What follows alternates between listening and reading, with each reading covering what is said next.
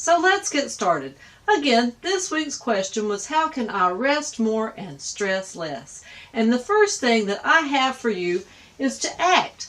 Don't react.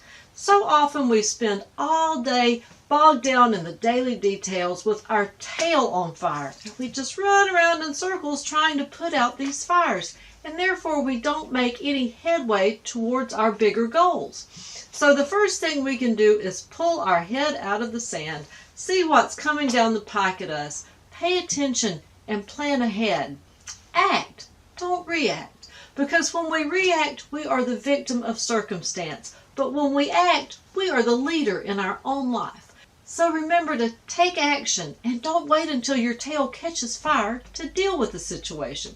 Because ordinarily when we ignore it in hopes that it will go away, it just doesn't work out. So pull your head out of the sand, pay attention, and plan ahead.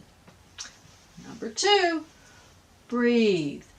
And the biggest misconception about breathing is the first thing we need to do is take that deep cleansing breath in. But the problem is, if we're stressed, we tend to hold our breath. So we're either breathing very shallowly, or we're not breathing at all. Therefore, when we try to take a deep breath in, we can't get a breath in because we're already holding the breath that we have. So the key to a deep cleansing breath is to breathe out first. So breathe out to a count of 4. And then go 4 more. Let it all out.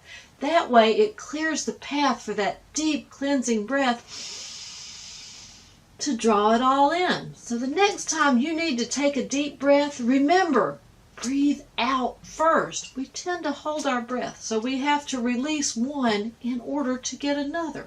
And number 3, we need to cultivate healthy habits around bedtime. So what we do the last hour of every day sets us up for success or failure during the night and even well into the next day. So cultivate some healthy habits around bedtime. And the first one that I suggest is something that I do every night. That is to lay out a list of todays and to-dos. So I draw a line down a piece of paper, and on one side I label it today, and on the other side I label it to-do. And on the today side, I just pour out everything that happened during the day that might give me a reason to be awake at night, no matter how silly or simple. Maybe I took something as an insult. Maybe I said something insulting unintentionally.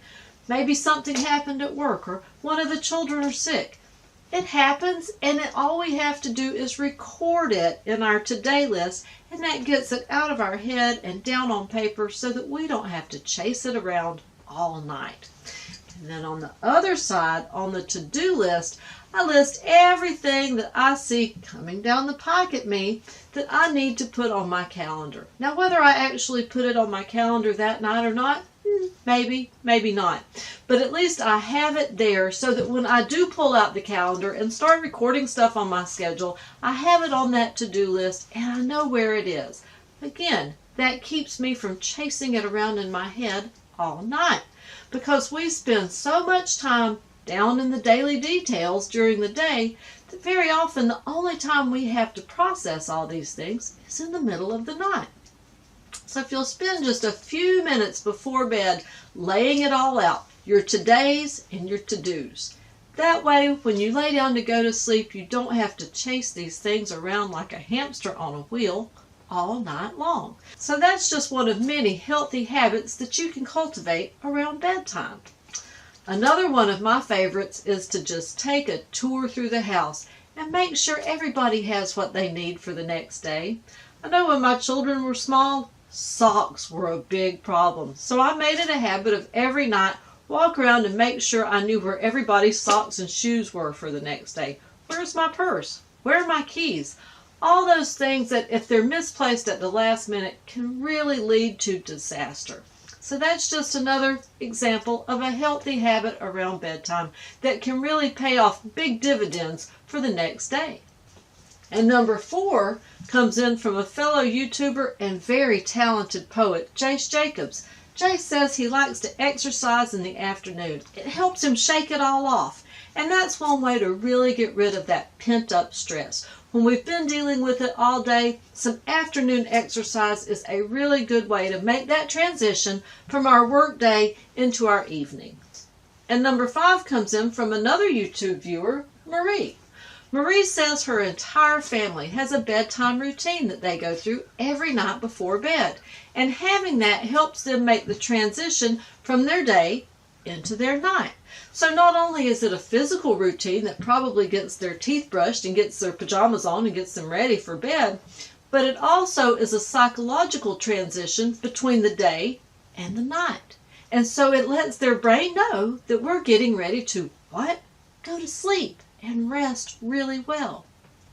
And number 6 also comes from a YouTube viewer, Tyler. Tyler says he has to set an environment for sleep. And our environment for sleep is very important because our environment dictates the quality of our sleep. So there are 3 things that are very important about our sleep environment. Number 1 is light. Did you know that blue and white light send a message to the brain that it is time to wake up? So anytime that we encounter blue or white light during the night, it's always disruptive to our sleep patterns. So it's preferable that we sleep in absolute darkness. But if you have to have a nightlight, or if your children have to have a nightlight, choose one with a red bulb, because red is least disruptive to our sleep patterns. Noise is also very important to our sleep environment, and noise is a double-edged sword because loud, intrusive noises, of course, wake us up. But absolute silence can be deafening as well. If you're laying there and you can hear your heartbeat and yourself breathing, it can be very disruptive to your sleep. So a little bit of white noise is usually preferable. Maybe a fan. My mother used to sleep with a noise machine. You can get as creative on that front as you would like. And number 7 comes from our friends over at Footprint Media Group. And they say absolutely no electronics past 8 p.m. And that goes back to the light issue because electronics do emit that blue light. And blue light is very disruptive to our sleep patterns. In fact, it sends a message to the brain that it's time to wake up, and it can last for quite some time after we turn the electronics off. So 1 to 2 hours before bed, if you can dial back those electronics, you will rest better during the night. Now, that may mean that you need to have a conversation with friends and family about how late is too late to call or text.